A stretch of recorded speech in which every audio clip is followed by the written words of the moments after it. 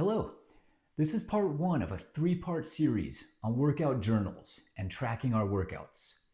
We're going to talk about why you need to track your workouts, we're going to talk about what you need to track, and we're going to talk about how to track your workouts. This is such an important topic that it actually is going to play out over 3 videos, and rather than present one video that's 20 or 30 minutes long, we're going to break this down into bite-sized pieces. My name is Chris Butterworth. This is the Healthy Butter channel. This is a channel for folks in their 50s, 60s, maybe late 40s, who've been broken down fighting against Father Time, and we're trying to fight back every day, every step of the way. At 56 years old today, I feel great. When I turned 50, I did not feel great. I had all the effects of a lot of the 50-year-olds and had to work through it. Functional fitness, working out with kettlebells, with clubs, with maces has just changed my life, and I'm trying to share back the benefits that I got. One of the things that helped make my program successful was journaling. That's kind of who I am, and part of my character is that I keep track of things. I'm big with spreadsheets. I do some journaling, and so this part of it came easy to me. But that doesn't mean that it's any less important. If this is hard for you, I'm going to really encourage you to think about how to do this or think about how you can be successful. And we're going to talk about that a little bit. So again, we're going to talk about why you need to track. We're going to talk about what to track, and we're going to talk about how to track. And today's video is why you need to track. And the reality is, study after study, year after year, when you're talking about goals and achieving your goals, people that write their goals down and people that keep track of what they're doing along the way, their progress toward their goals, have a significantly higher success rate. And I'm not talking about a little bit higher. It's a lot higher. People that write it down succeed. And so we want to be one of those people. We want to be in that group. That we can get into the whole concept of causation versus correlation. Maybe it's just luck, although the statistical difference is so great that it can't just be luck. But again, let's get into why. Why does this work? And one of the reasons that this works is because you become accountable to yourself. When you put a goal down and say, I'm going to do this, and then you actually do it and you keep track of it, it's weird to say this, but you don't want to let yourself down. You get into a habit of seeing the success.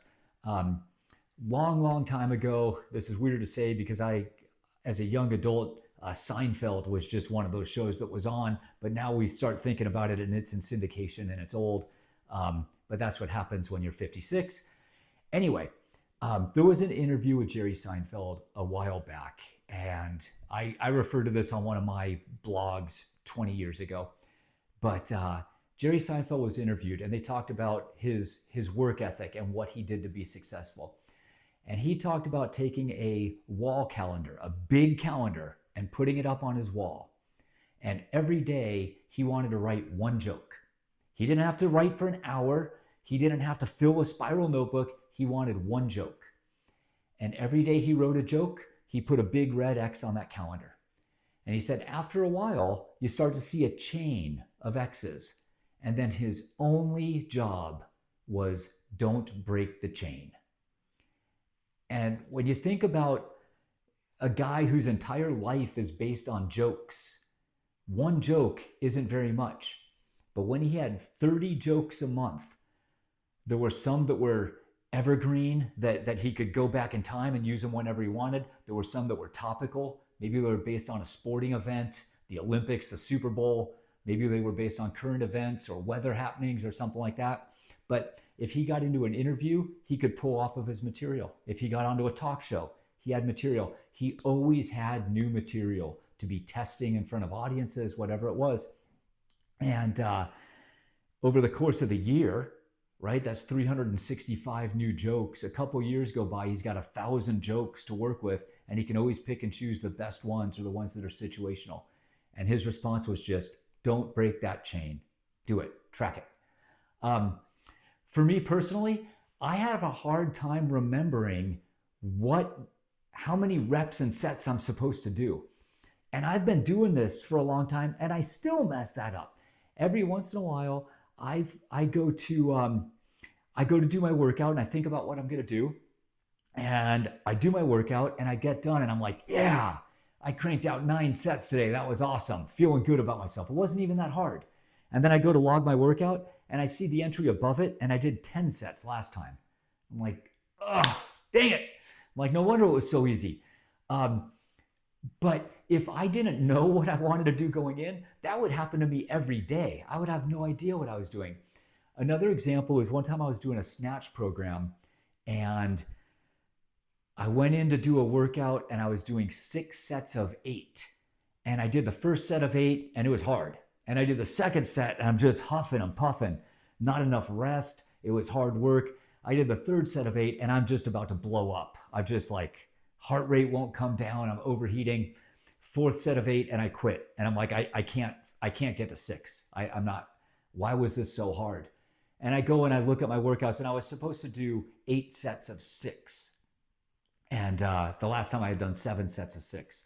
And so, again, I write it down. I think about what I'm going to do, and then I go to do my workout, and I still messed up.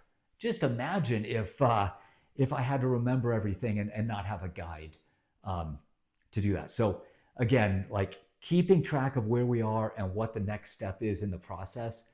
And that brings us to our next point is the next thing that it helps you with is it really shows when it's time to move up, right? Maybe you did 7 sets of 6 and it was hard, and you make a note to yourself, maybe do this one again next time. It was harder than I would have wanted, right? And then you do 7 sets of 6 again, and you say getting better. 7 sets of 6 again, and you say, hey, move up next time. And then you go to do your next workout, and you look at your notes, and you say, oh, I better do 8 sets of 6. That 7 was pretty easy last time. So making notes while you're in the moment and keeping track of what you did makes your future life a lot easier, right? Then you just bang out your workout. Okay, here's what I'm doing today. Boom, go, workout, check it off the list, put your red X on the calendar, and move on. And then people talk about this a lot. I've heard this in a lot of different walks of life. I see it with fitness people as well.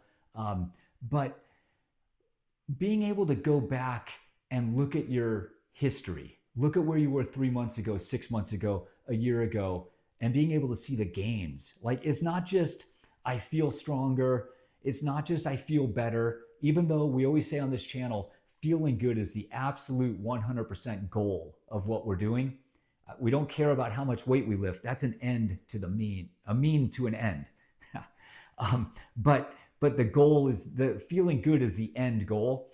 But even if you feel good, even if you feel strong, even if you look in the mirror, you take off your shirt and you're like, hey, I'm things are happening. I'm doing okay. The numbers that you put down in black and white are proof that you've actually gotten stronger, right? You're better at what you were. And that leads to confidence, both in your ability to do the workouts and your ability to progress. But I think some of that confidence bleeds into other part of life. It gives you motivation. It gives you validation, that I'm working so hard, but look at it, there's results, right? I'm getting results out of this work. I'm motivated because I've come this far. Just think of what I can accomplish this year. And you tie all those things together, you just don't have that if you're not tracking anything, right?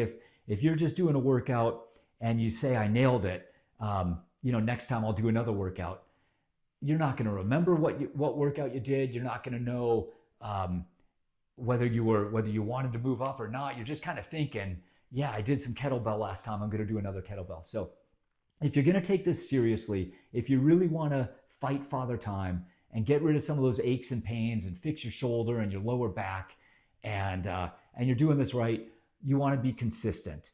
And if we're going to be consistent, we're going to follow a pattern. Boom, boom, boom, boom, boom. It doesn't mean we have to do the same exercise every time. We can be all over the place.